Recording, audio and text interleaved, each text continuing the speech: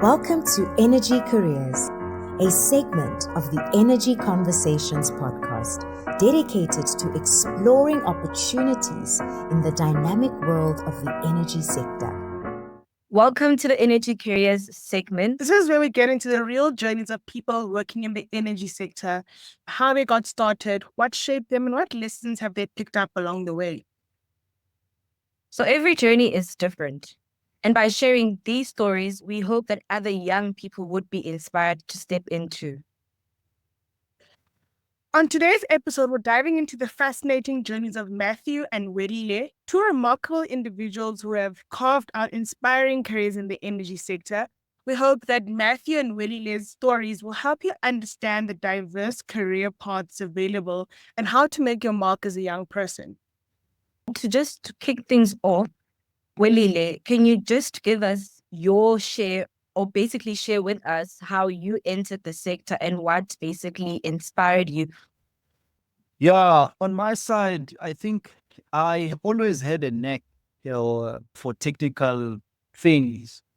Like most engineers would tell their stories of when they were growing up. I was also one of those that used to be inquisitive about why is this screen working, for example. Why are there people that I'm seeing here on the screen? So before you know it, I would have had a screwdriver in my hand and I'll open up the laptop because I want to see what's happening inside. I was enrolled in a technical high school from grade 8 to grade 12, and I then started to learn how circuits, electronic things work, and so on. So I think that was my introduction into the world of engineering. I then obviously had to get the grades to be able to be accepted at a university because that was what I wanted to do, to be an engineer. So obviously I had to pick the right subjects, maths, physics, and others, and then obviously do well and make sure that those marks for maths, physics, and science and so on, I had to perform properly so I could get a space. So I did manage to get good results, and I went to university, did my undergrad, and did my postgrad, and then did other degrees like your MBA and others to be where I am today. And where I am is not really the end of the journey. I consider myself as still being young. So I have enrolled for a PhD, and I think it's probably the third time I enrolled for a PhD. But I think this is the last one. This is the final one. I'm going to do this one because it's in the energy space and that's where I am at and that's where I found my passion. Because even within the engineering space, you've got to find your niche. You've got to find your passion. I think it's very important that whatever career that you pursue, it's something that you are passionate about. It's something that you can do all day without needing someone to be driving you from behind. But even within your career, it's so wide. You eventually need to find a niche where you can really, a place where you really enjoy to do the work that's being done. So I am in the energy space because I believe that this is the best place to contribute in terms of my engineering skills. And I think I would want to be here until I retire. So yeah, I think that's basically the summary of my career. And of course, I've worked for different companies. I think I've said it earlier. I don't know if you want me to go there. I think I stuck more to the academic side. But yeah, I started by working for a company called Toyota in Durban. I didn't like it. I was there only for 8 months because it was more mechanical work that was being done there. So I moved to Eskom in 2007 and I worked there for a long time. I worked there for 13 years. Within Eskom, I moved to different departments, which I enjoyed very much. That was before I moved to an IPP, Italian base. I worked there for about 2 years. Mr. Machela would not sign some PPAs in around 2015. So there was that stalling and some work. We couldn't move forward with some contracts and so on. So I actually ended up back in Eskom. and worked for a while. I think it was another 2 years. I went to corporates and then went to distribution, and then I left ESCOM. So in 2021, I joined NERSAWe, where I'm working currently.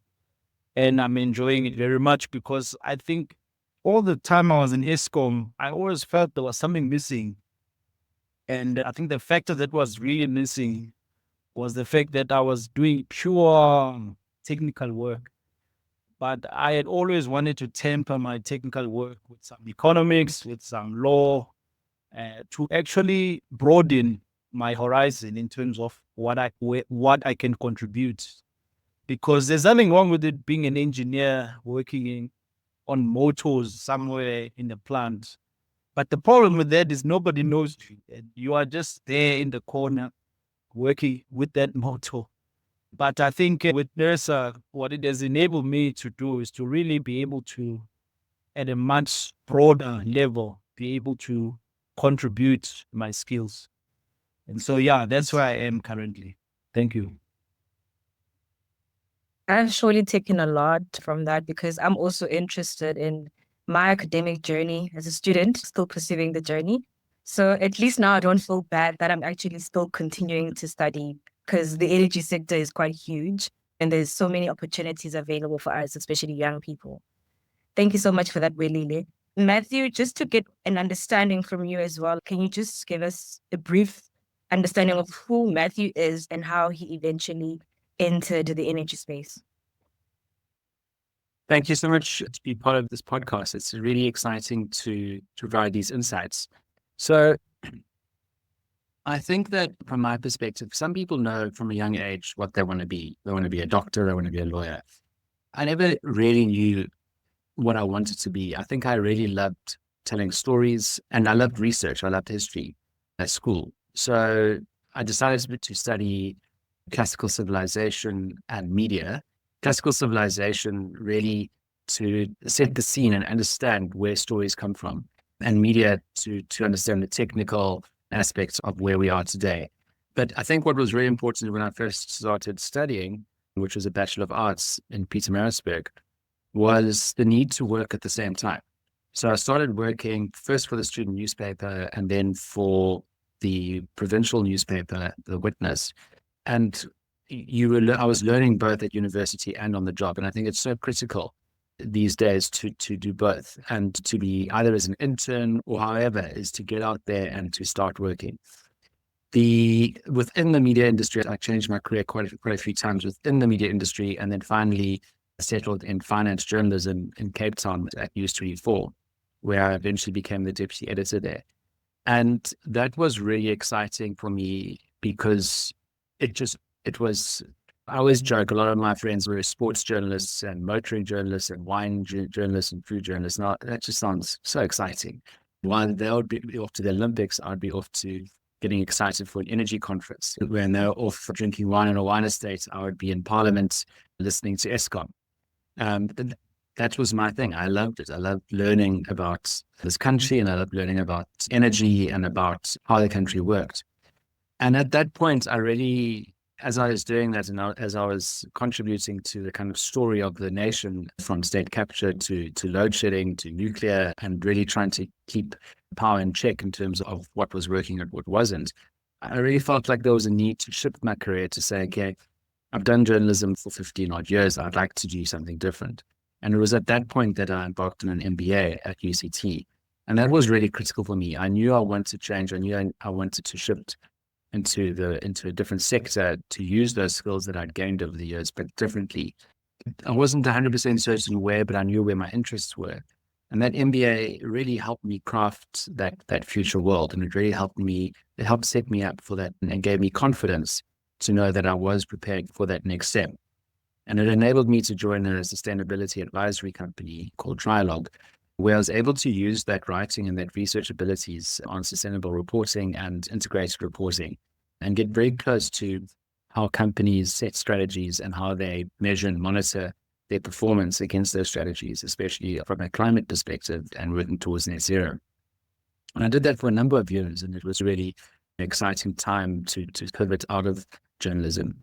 It was at that point, about 5 years in there, where I was like, okay, that I'm really missing something. And it was at Krutham where I found a sort of an intersection of those journalism days with the sustainability advisory days, where I'm able to research and impart knowledge as well as advise and really help with the thinking, but also provide the latest. And as Praveen Gordon used to always say, join the dots. And I really enjoy doing that. And it's really exciting. And living true to what my dad always used to say, that at one of the speech days at school where when Kim Santa came and spoke and said that your children are going to have 8 careers. And I think my dad had about 10. And I think that we're in that age now where we can go on our own journeys and we can craft it as we go along.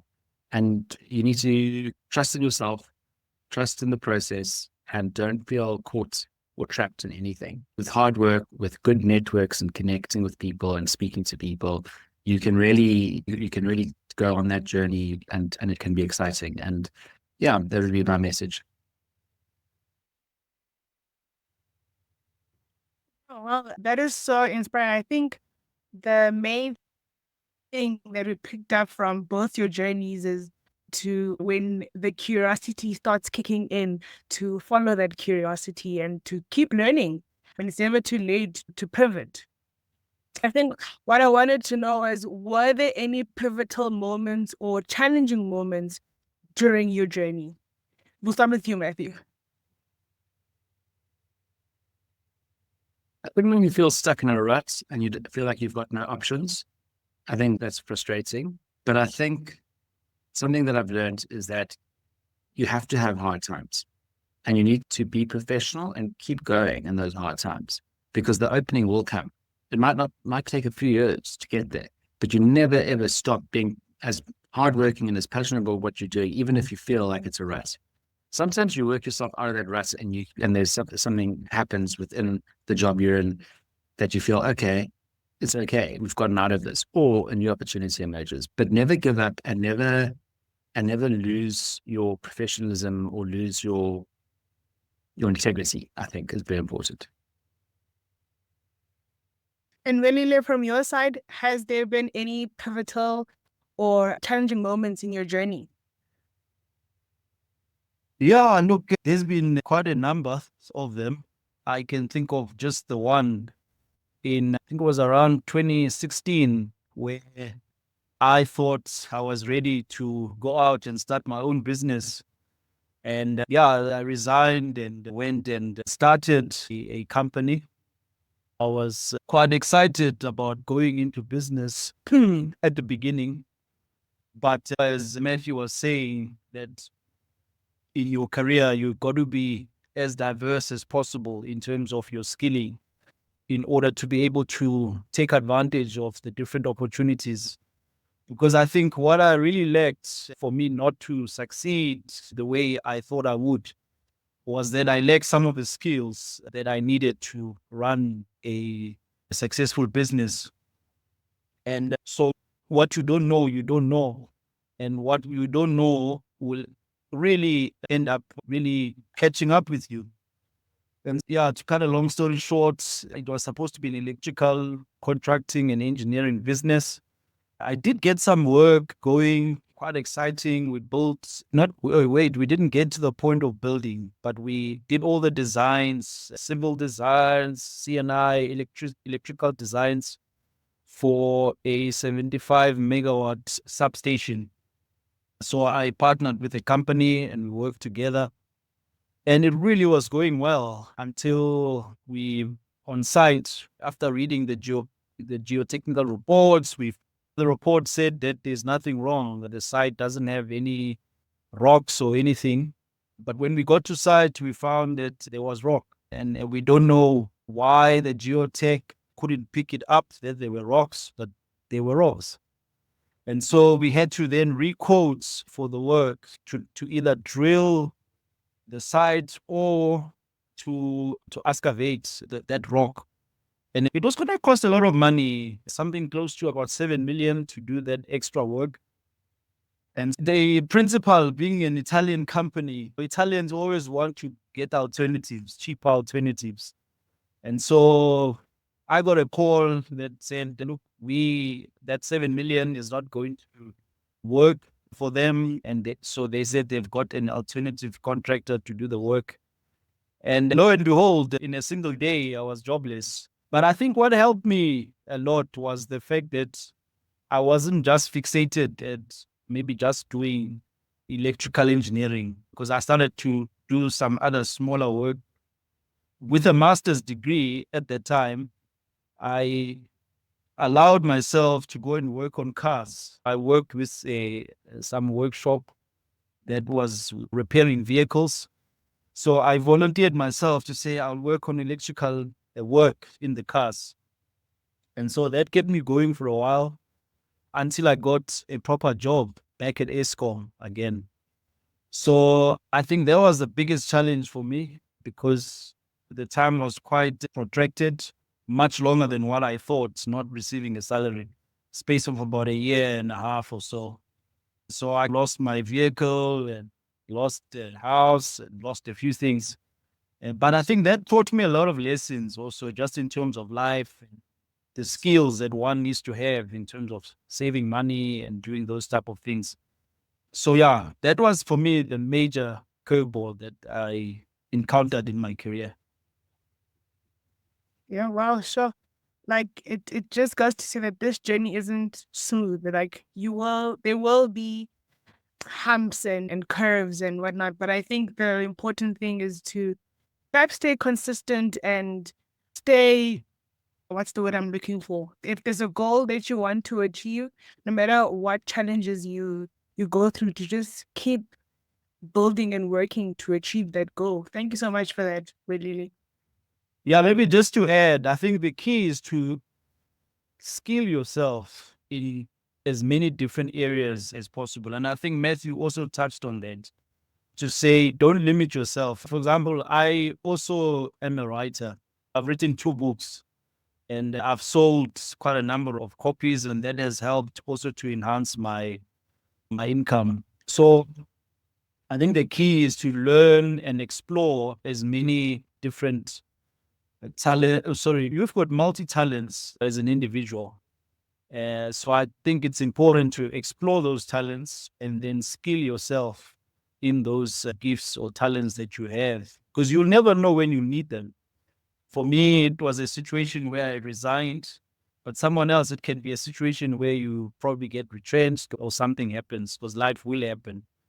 And yeah, thank you. I just wanted to. Thank you for that. Thank you so much, Welile. And maybe just to unpack for a young person out there, or a person who wants to go through a career change, like myself, undergrad, I went all the way BSc environmental, but at the final year of my studies, I was like, I don't see myself doing this for the rest of my life. I want something new, something that will challenge me. So I changed to engineering.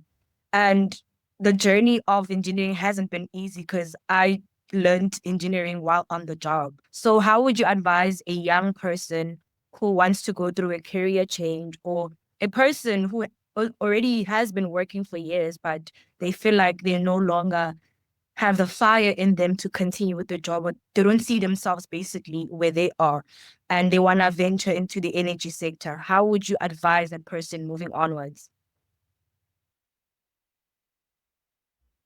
Really, I'm going to let you take this one. Okay. No, look, I think both of us, Matthew also mentioned this, that you took up your MBA at some point to make a bit of a change in your career. And I think I did the same, from being a data engineer that I mentioned earlier, working at ESCOM and in one corner there looking at motors or whatever.